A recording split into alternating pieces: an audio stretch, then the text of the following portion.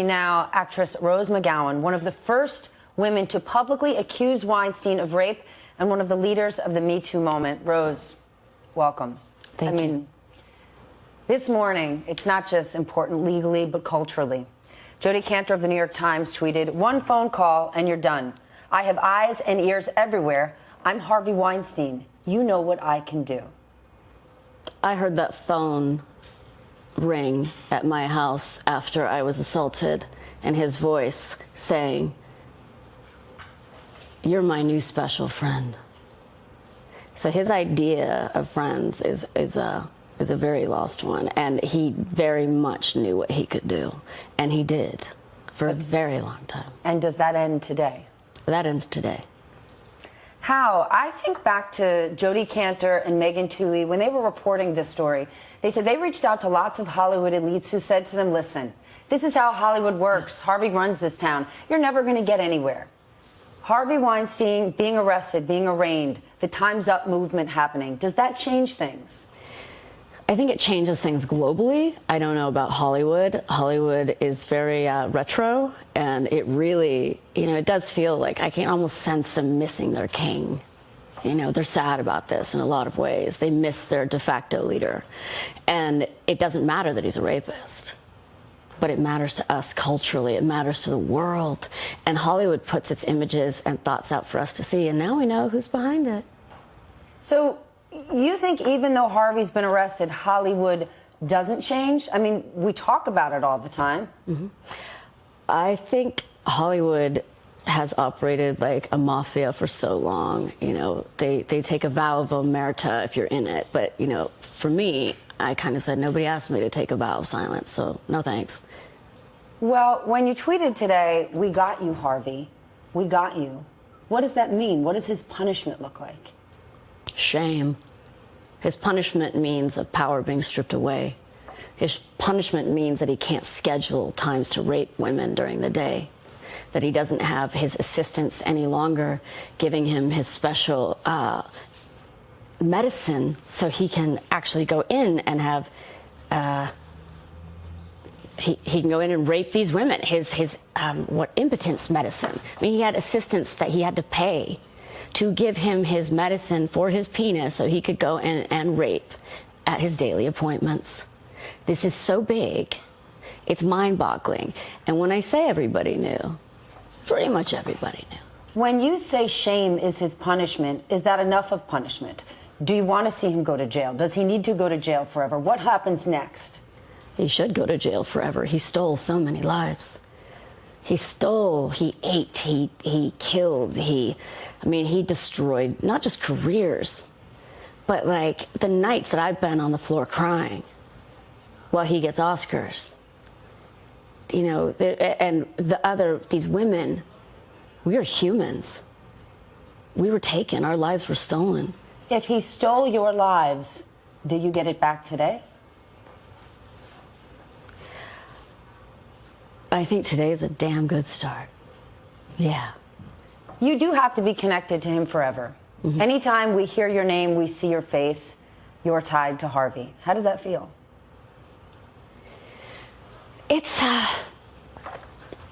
There was a point, in the beginning, a long time ago, after it happened, and I thought of it then. I thought, oh my God, he's going to be in my obituary, because I knew what I was planning.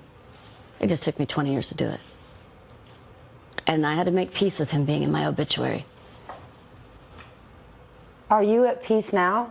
Like, do you walk away from this happy? Is today, does the chapter end now, or does the story still continue for you?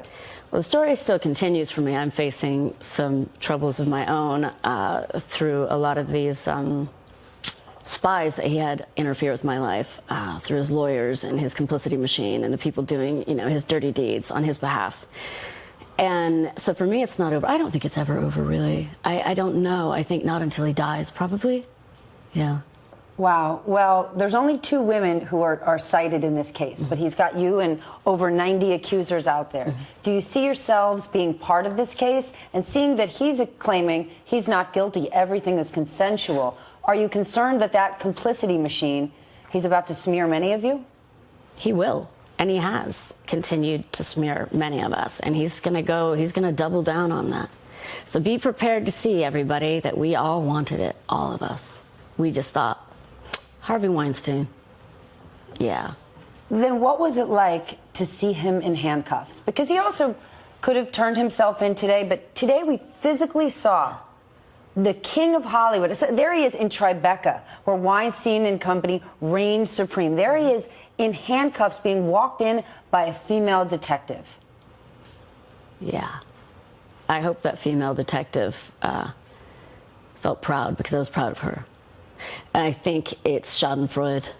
I think he deserves this, and he deserves more. It's okay to have one day of exaltation. It's okay to have one day of this, because it's going to get really ugly. And it's going to get hard. It's going to get even harder. But right now, for today, it's okay in this battle to have a moment of just like, yeah, yeah. Does everyone get to say yeah, though? Because when it came time, he writes that $1 million check himself. Mm-hmm. And lots of women up there on that board, they lost their careers. They lost their ability to be Hollywood stars. And not just Hollywood movie stars, lots of women who are being assaulted or abused every day in restaurants and hotels and businesses that don't have this kind of celebrity and money. Right. I think what this does show, though, going after somebody who's so powerful, it does show that you can go after, you know, any abuse of power, whether you are in a restaurant and your manager is abusing you, or you're the president. You know, we can roar mightily. We can say no more, and we have, and we will continue to fight. With Harvey clearly being an extreme, do you believe Me Too has a spectrum? I believe that there are a lot of people that are very comfortable, a lot of men that are very comfortable, a lot in Hollywood, with crossing the line, and they know, but it was just comfortable. It's kind of like having a recliner under your butt, right? But it's invisible. So I just say we're here to kick that recliner out from under your ass. Kicking the recliner out from under their ass. Can Harvey be redeemed? No. He's a sociopath. Wow. Can Hollywood? Hollywood's claiming it's rebuilding itself. Then what does it mean for you? Where do you go from here? Well, I wrote a bestseller called Brave. It's about bravery. It's about how to survive and flourish and rise like the phoenix you truly are. My next book is called Trust, inspired by all the spies that have interfered with my life and destroyed my trust in people, but it's left me with an interesting choice. I can now trust nobody or everybody, so I choose to trust everybody. I don't know where I go. I go out into the big wide world, and I go away from Hollywood, and I shine just like all of us, because it's time for the second act. It's time for our lives to be ours. Yeah. Then when this trial takes place, do you see yourself being a part of it? Do you want to sit there in that courtroom and look him eye to eye? Yes, I do. Yes, I do. Rose, your inner strength and what you project, everyone in this room, in this world can feel it. But to those women out there who are repressed, who are currently stuck in positions that they feel that they can't get out of, given how free you feel today, how powerful you feel today, what's your message to them? Because there's no chance 10, 15, 5 years ago, you would have thought the day would come when Harvey Weinstein would be walked in to a courthouse in handcuffs. My message, we can do this. To all of those who are hurt out there, men, women, anybody on any gender spectrum, to all of us who've been hurt, the shame is theirs, and we can be free. We do have to fight for it. We do have to fight to reclaim ourselves. And that is unfair, terribly, terribly unfair. But like phoenixes, we rise. And some days you just have to say, you know what, I'm tired of rising over and over. I'm just going to do it one big one, once and for all. And so I say, I got you. We've got you. Your sisters, we hear you. We see you. We're with you. I hear your voices. I'm only here for you all. Harvey Weinstein still maintains that he's innocent, that he's denying all accusations. How do people find their voice at a time like that? It's hard, but you have to understand this is no different than the girl who gets raped by the captain, the football team in a tiny town where the newspaper is dominated by that family. And they're terrorized by, the locals. It's no different. The power dynamic is really no different. So how do they find their voice?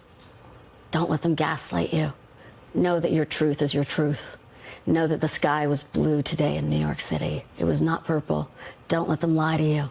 Keep your truth. Keep that flame and keep fighting. Then just tell us the turning point, because to those out there who feel that they'll be silenced victims forever, when did it change in the last year when you knew this story would be told? Because Harvey had won. Harvey had beat you for years, and you were living in pain. But something happened this year that got this story told. What was it? Me. I was in talks with Jodi before Megan Twohey, Jodi Kantor, sorry, from the New York Times, before Megan Twohey came on, and it just takes one. It takes Ashley Judd, it takes everybody, but it just takes somebody caring enough to do it, and it took getting NBC into a war for the story with the New York Times. That's what it took, because I knew one of them would fall, and it had to happen. He was coming after me. It was time. 4 years ago, I set about laying the infrastructure for this. 4 years ago, I started following media people all over the world and kind of hitting them and letting them know, especially Hollywood, that I was coming. I was always very polite about it. I gave them fair warning. They just didn't listen. People are listening now. Rose, your message to Harvey. No more tears. Not because of you. Not anymore. Today we rejoice. Tomorrow will be hard again. But today we can have a moment for all of us. This is for all of us who've been told we are nothing. This is for all of us, because we are something and we can be free. It's a beautiful thing.